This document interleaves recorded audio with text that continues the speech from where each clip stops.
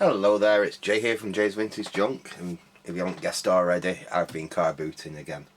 A local one this time. I was planning to go up to Chelford this morning, and on my way there, I passed a farmer's field with a big sign saying car boot sale. A lot closer to me than Chelford, so I thought, oh, I'll stop and see if there's anything there. And yeah, I picked this lot up and one more icing, which is in the living room, which I'll have to take the camera in there because it's too big to bring in here. Not electronic or anything, but I'm rather pleased with it for what I paid for it. So I never ended up getting up to Chelford.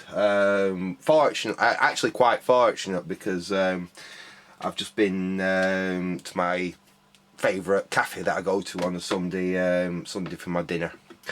And someone was mentioning that there was this massive big steam rally in Chelford today, and Chelford already, it's only a tiny place, and it already gets rammed up on a Sunday with having two decent sized car boot sales. Well, one massive car boot sale and one reasonable sized car boot sale there, and having a steam fair there as well. It would have been absolute bedlam round there, so I'm quite glad I didn't make it all that way. But anyway, this is the first thing that I picked up at the car boot. I picked this up off an older chap, and he said basically with this, I'll get that off there. I actually bought all this for this. To be honest, I'm not that interested in the tape recorder. I'll probably offer it to my mate Steve, to be honest, because he's big on tape recorders, and it does seem quite a nice one. We will have a bit of a play and see if it'll run in this video, but no, I bought it for this box here really. We'll go through that after. We'll have a look at the tape recorder first. So what we've got here, this is a Grundig TK14, and this is exactly what it had on it. It's a reel-to-reel tape recorder, working well when last used in 1980s. So there's a good chance this thing hasn't been used for 40 years. As I said, it's actually in rather nice condition. It even came with its microphone still in the. I mean, the box is a little bit beaten up, but you see the microphones quite often. I think this is the first time I've ever seen the microphone in its original box like that.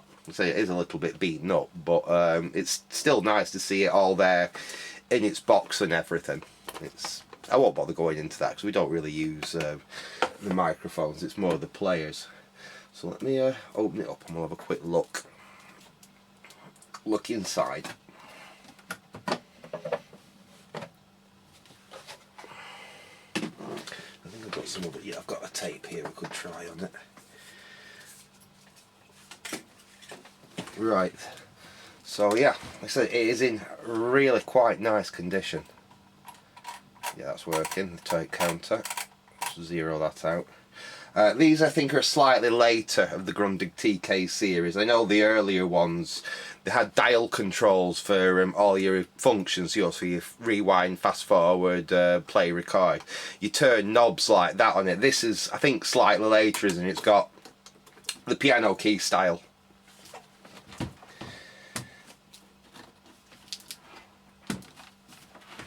I believe it may have had one modification done to it from a quick look round, because all these that I've played with in the past have had a captive mains lead on them, as in it just come out of a hole in the bottom and you plug it in with a plug on it. This seems to have a bulging style connection. I think that's probably added at a later date. Underneath, that's where the mains lead would have originally come out of. As you can see, there's even a little cutout there.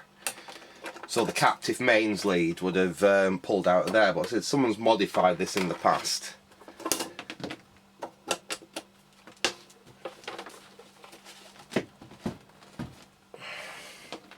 And fitted a bulging style power connector. These aren't great. They're not technically legal to use anymore, for the simple fact you can unscrew them and you've got direct connection to the mains wiring there. So these aren't safe. you could probably fit something like a modern cloverleaf socket, a bit like it's used on like a laptop power supply or something like that, because you do need the earth. You could put an IEC style socket on, but that's a bit big really, it'd be a bit of a shame. I suppose what you could technically do, if you could do something about getting the wiring look neat there, is you'd have to put, say, some super glue or something on the threads, screw it up so it could never be undone again. You've ruined the plug really, doing that, because if a wire was to ever break, you're not going to get it apart again. But that's really all I could think of how you could make these so it's technically safe. Like I said, these are not safe to use really anymore because of that. That's all you need to do to be able to get touch mains wiring on them. Then again, we're not idiots. We're not going to unscrew that and touch a wire on it, are we? But that's how it's got in this country now, that we have a complete nanny state now. Could do with being a little bit longer as well. Let's see how the plug's wired. I always like to check how a plug is wired before I power something up, because I didn't wire it. I don't know what the competency of the person that has wired it, and I have seen some serious abominations in my time. So let's see. What's the betting? We've got a 13 amp in here, or what it should have, which is a 3 amp. Let's see. Yeah, as normal, we've got a 13 amp fuse. Apart from that, it's wired okay. Oh no, it's not. Bloody hell! No, it's not. Not that it really makes a lot of difference, but have you seen how this has been wired?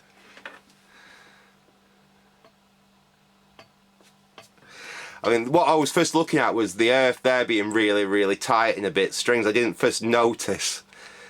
We've got the colour codes reversed. So live is red on these old colour codes, black's neutral. It's an AC, to be honest, it's AC. And it's going through a mains transformer, so electronically it doesn't matter. If it was an AC-DC set, however, where one side of the chassis is connected to mains, you wire it like that, and your chassis is live to mains, to full mains potential. We'll swap that round before we power it up. It doesn't actually need to. Like I said, this has got a full mains isolation transformer inside it, so it doesn't matter which way around you connect those two wires, it's going into a transformer. And then you get in obviously your isolated HT and LT out the other side of it. But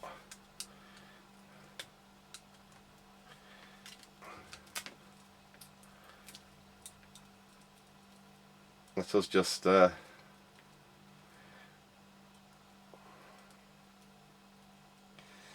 connect that the right way around.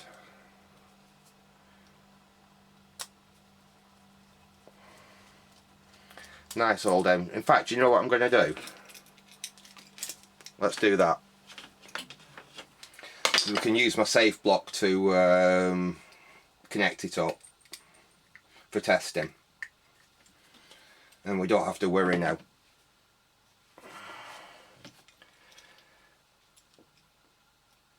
That's a nice vintage MK plug that can go into my plug collection.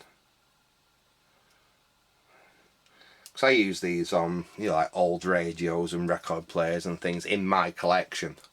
I could never sell a set with a plug like this on, because they don't conform to modern safety standards.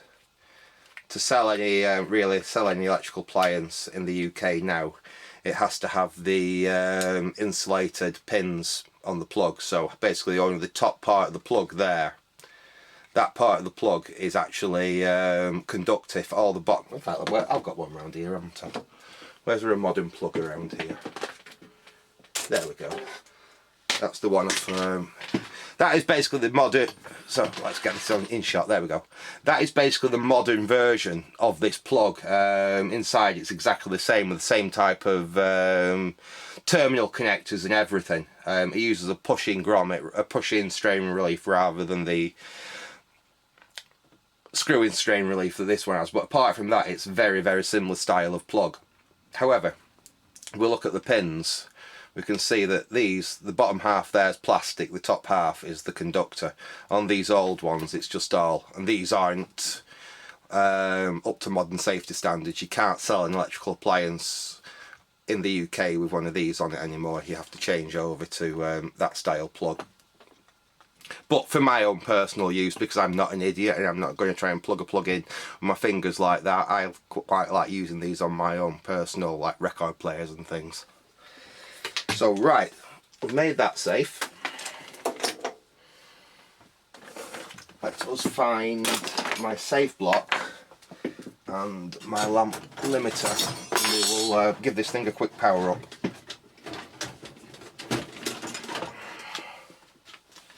There's my safety lamp. Get that plugged in.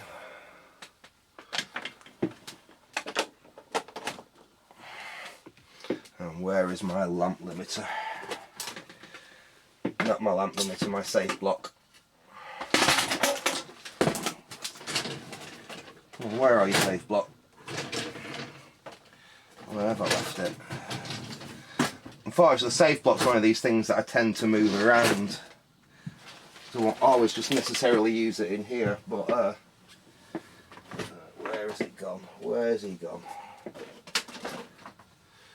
In fact, just bear with me a second, folks. I'm going to have to go and have a hunt round for it and find it, so I'll be back in a sec. Right, okay, we're back. I've found it. I'd left it in the living room. So what we do, plug that into the safety lamp, put that in circuit, switch that on. Now this has basically has a 5 amp fuse. Yeah, it's a 5 amp in this at the moment. Would have been better if it's a 3, but it's 5 because we're running through the safety lamp anyway. But if I move this way a little bit and get the safety lamp in shot, and we've got the safe block there next to it, and what we do, we'll plug this into the back of the tape recorder.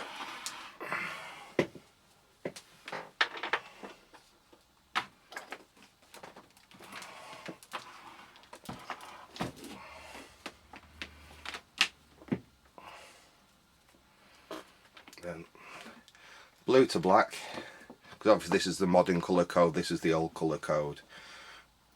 Red to brown, green to green.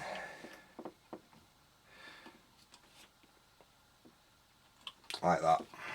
That's wired in there. Let's see where we switch this. Oh, there, on's on the tone control, so that's off. That's set about there. I don't actually know what that button does. Let's power this up. So it's off on the unit at the moment, but apart from that it is all switched on. But we've got the lamp in series. Basically what that means is if there's anything short circuiting here, it'll draw excess current. Instead of blowing a fuse or anything, it'll just make that lamp glow brightly, and that'll basically draw the current away, and we'll just switch off. So let's power up, and you'll see this lamp probably light up a little bit, and as the capacitors and everything in the amplifier start reforming a bit and start pulling some charge, that will get a bit brighter, then it'll dim back down again. If that happens, we know that basically everything's okay. Obviously, you know, this will need a service. It's not been used in 40 years, but it should at least allow us just to see initially whether it's working to some extent or not. It will drop a little bit of voltage off, so this won't be getting its full voltage, but again, it's going to be enough for us to test, and it's a bit safer than just plugging it straight into the mains. So let's switch on. We saw the lamp bright up really bright and then just dim down a little bit.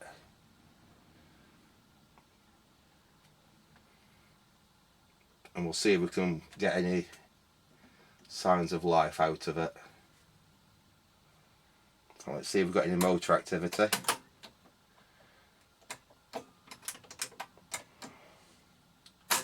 It's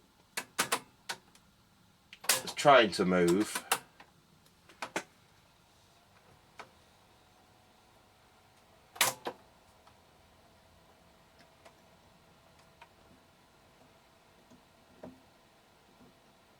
I'm not getting a lot of signs of life out of it. I can hear the motor running. I would expect to have a little bit of crackle off the volume control, just moving it up and down like that, but it could just be a very clean volume control. We've got a bit of movement then. Stop that.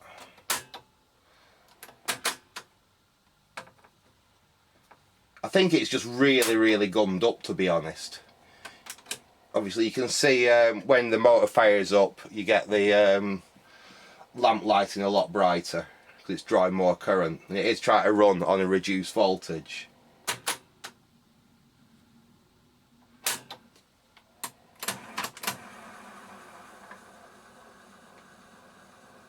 That is just about going. See, we've got any. See, we've got no play on the actual take-up rule, so it's not going to play a tape at the moment. We could just knock the limiter out of circuit. Now we know basically there's no major shorts or anything. We could knock that out of circuits, give it full voltage, and that might give it enough to actually run, but it's probably going to need a really good service, to be honest. Honestly, I'm not going to be getting into that. It'll be handed over to Steve, or possibly Andy. Probably Steve, actually, because I know Steve really likes his tape recorders, and I think he really likes these Grundigs, to be honest. Yeah, let's throw caution to the wind. There we go. As soon as I turn that out to give it full mains, if you see, we've come up on the display there. That's better. So it just didn't like running on the reduced voltage. Try fast forward. Yeah. Start.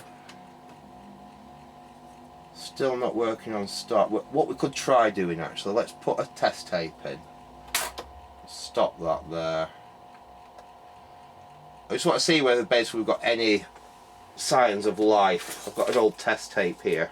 Don't know what's on it, so we don't know how much we can play it, but I don't know what speed this was recorded at either.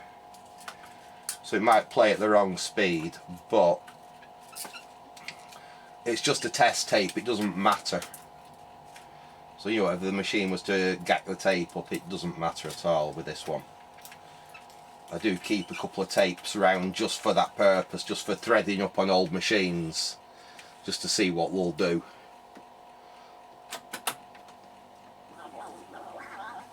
Well, the amplifier's running,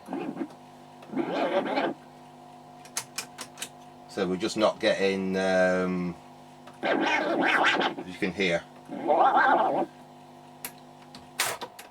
that'll fast forward, stop, let's try it again, no. So it's either a belt or an idler or something's gone, and it's not allowing the tape to drive through play. But we can tell the amplifier is working. In fact, there's virtually no hum.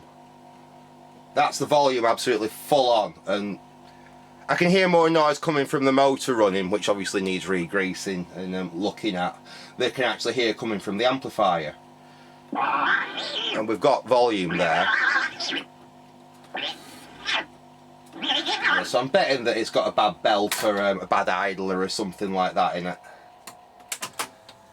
So the chap did say it was last run up sometime in the 1980s, so it's not surprising really. Rubber parts don't last forever, and mechanisms, the grease gets hard, they jam up, but it's certainly a very restorable machine. Being it's complete, there's no damage to it, there's none of the plastics is damaged, there's no yellowing to it or anything either. I'll take my test tape off.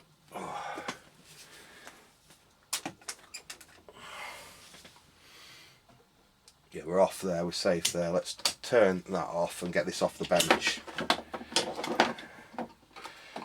And we can have a look at the what came with it. Let's move that out of the way because we don't need that.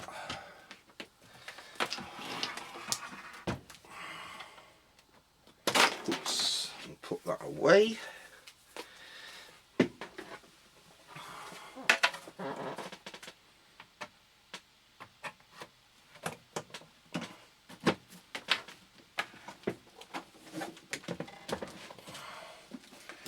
Put the mains lead back where it tells us the mains lead goes. But that is something else that definitely needs addressing. One way or another. Personally, I'd be inclined just to fit like a cloverleaf style socket on the back, and then you could just use the cable from like an old laptop power supply. That would be completely safe. It would still have the 3-core connection, so you've still got an earth, and it would easily fit where that's been there. Like I said, your other option would be to cut it out larger and put a standard IEC there. In fact, you could even do that. It wouldn't look too bad on here. In fact, that'd be... the cable's thinner on the figure of 8, so it would probably easily fit in the storage compartment at the bottom, as where a figure of 8... you might struggle to squeeze it all in there, but then again, it's a figure of 8, the ubiquitous, you know, everyone uses them, everything uses them, so you don't necessarily have to store it away with the player. So anyway, yeah, that's the Grundig TK14. I said that's not the reason I bought it. The reason I bought it was that lot. What we've got. Reel-to-reel tape recorders, early 1960s folk. Now, believe it or not, most people think, yeah, I'm a metalhead. I'm into my Sabaton, I'm into my Iron Maiden and some pretty heavy metal. I'm also a folk fan.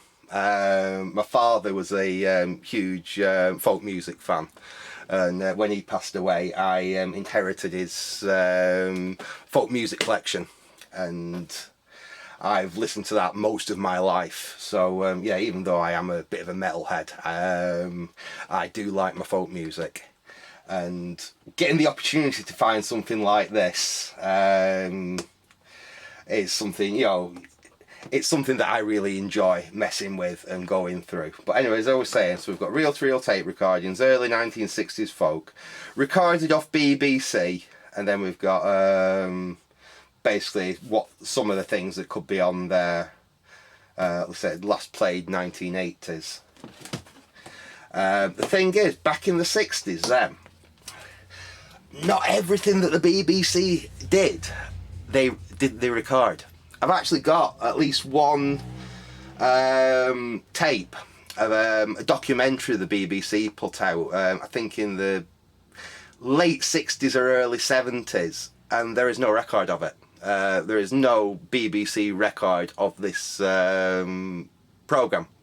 And I got that in exactly the same way. It came on some old reel-to-reel tapes, and somebody had recorded it off the radio back in the day. And all, as far as I can find out anyway, all recordings of it have been lost. The one that I've got is the only one. So that's, when I see stuff like this, I jump on it, just in case there's something that's in here that's been lost for time. I have a few boxes of old Betamax tapes and stuff like that that are similar. They've got, you know, things on them from the 1980s which haven't been seen in years and years and years. In fact, when I actually get round to getting one of my Betamax players working, we can have a look through all them. But let's get back to this in the first time. So we've just got, and we don't know what's on them. A lot of this has been crossed out, so it's probably been recorded back over. But we've got one,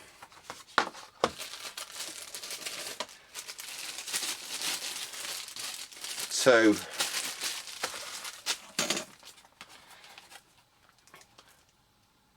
Zonotape, I've never even heard of them before, 3, and they're fairly complete tapes, you know, they've got a lot of tape on the spools.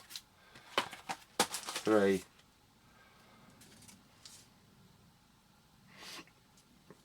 looks like Jan 92, so perhaps it was used a bit later than since the 80s. All on Canal.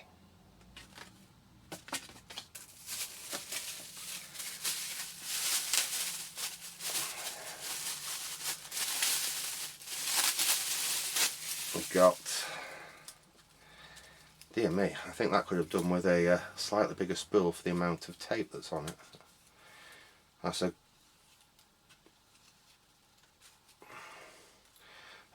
very packed tape. That's 4. Got a nice leader on it as well. That's 4. I've got 5.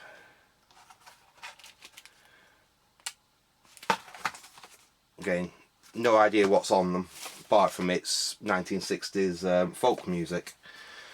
So we've got one. How many did we say? 1, 2, 3, 4, 5, 6. These are the smaller, designed for the more portable players, but they will still play on one of these. That's 6, 7. So we've got 7 reel-to-reels, which could have all kinds of interesting, like I said, 1960s folk music on them. So what I'll probably do with them, I won't obviously be playing them on that player. I have got my Akai reel-to-reel, and I've got my Pioneer reel-to-reel, which are both stereo. Obviously this will have been recorded in mono if it was recorded on that machine, because that was a mono machine. But I've got, like I said, I've got my Akai and my Pioneer, but the thing with those machines are the multi-speed. So this should be able to play these, providing that's running at a standard speed, which I think it should be. So yeah, that is basically what I